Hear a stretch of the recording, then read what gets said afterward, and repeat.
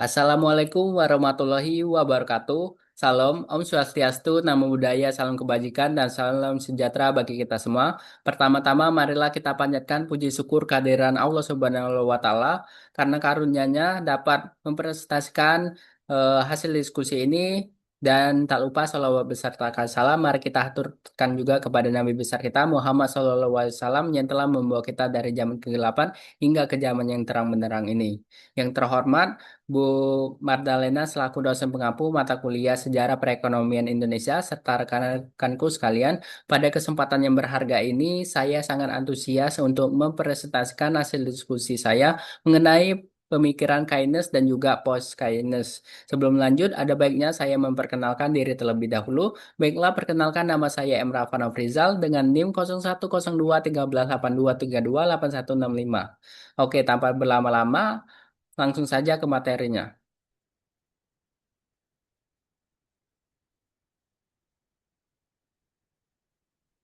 Oke, dimulai yang pertama yaitu latar belakang kindness dan juga kritik terhadap kasih. Untuk memahami pemikiran kindness, kita perlu melihat latar belakang munculnya teori ini.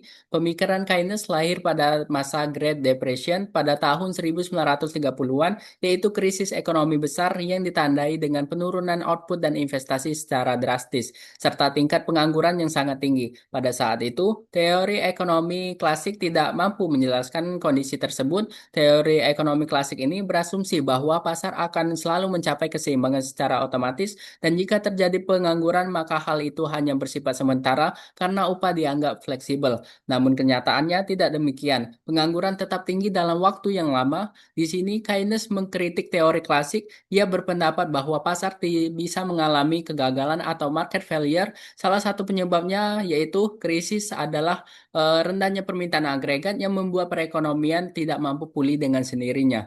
Dengan kata lain, menurut Keynes tidak ada jaminan bahwa ekonomi akan selalu kembali ke kondisi full employment secara otomatis.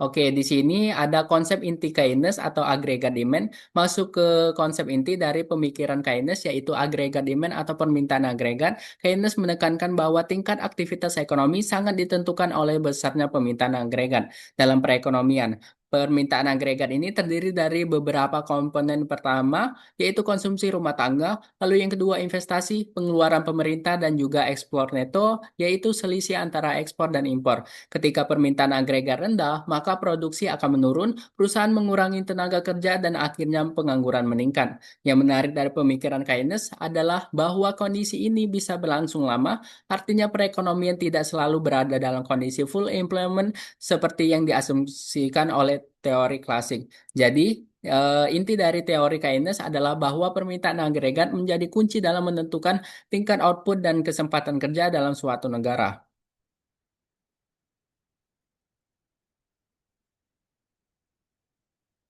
Oke, selanjutnya yaitu peran pemerintah dan juga pengangguran dari Keynes. Menurut Keynes, permintaan memiliki peran yang sangat penting sebagai stabilisator ekonomi, terutama dalam kondisi krisis.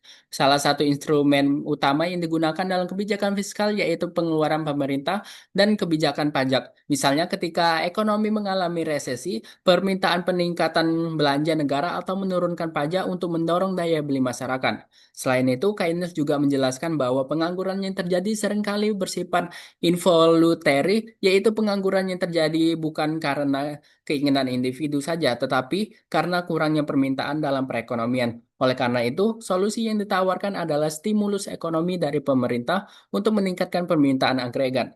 Dengan kata lain, pemerintah tidak boleh bersifat pasif, tetapi juga harus berperan aktif dalam menjaga stabilitas ekonomi.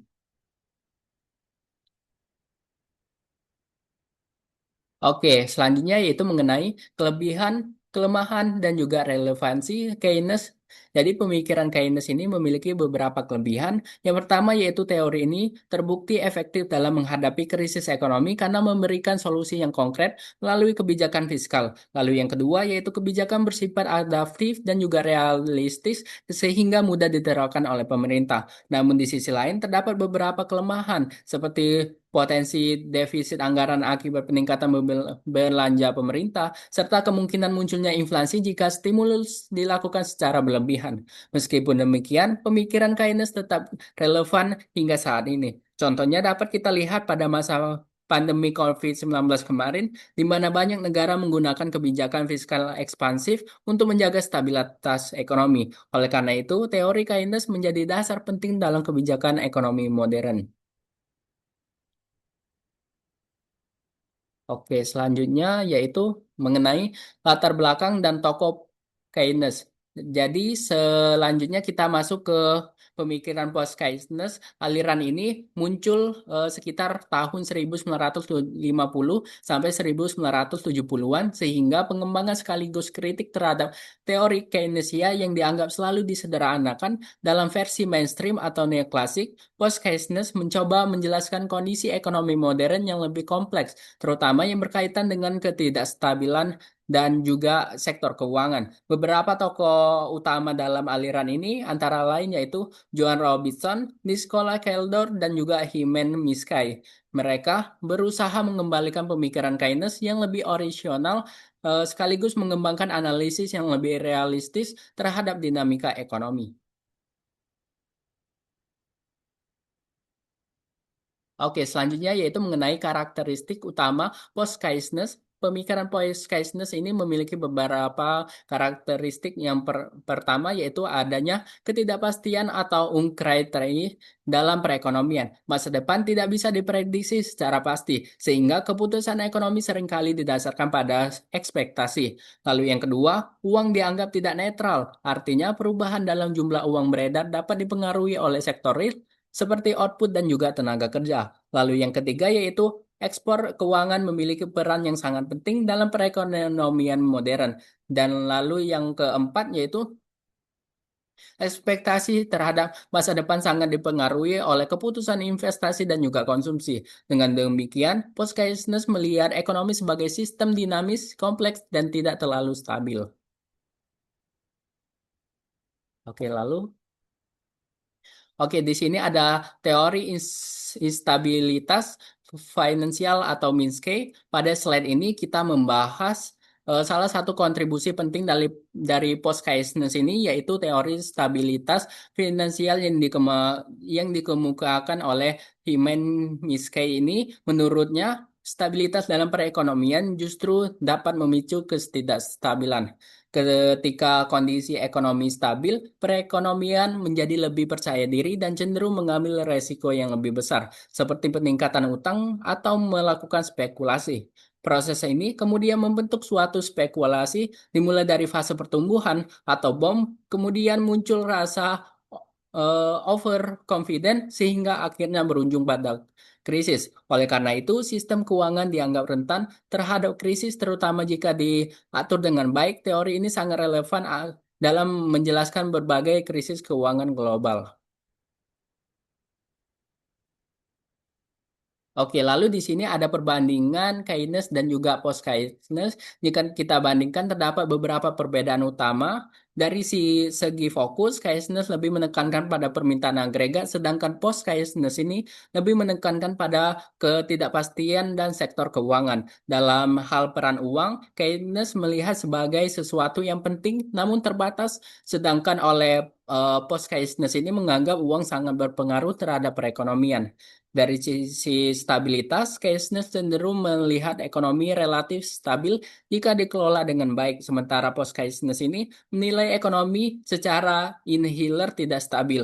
Dan dari pendekatan Keynes menggunakan pendekatan makro, sedangkan post-Keynes ini menggunakan pendekatan yang lebih kompleks dan juga realistis. Perbandingan ini menunjukkan bahwa post-Keynes ini merupakan pengembangan dari pemikiran Keynes yang disesuaikan dengan kondisi ekonomi modern.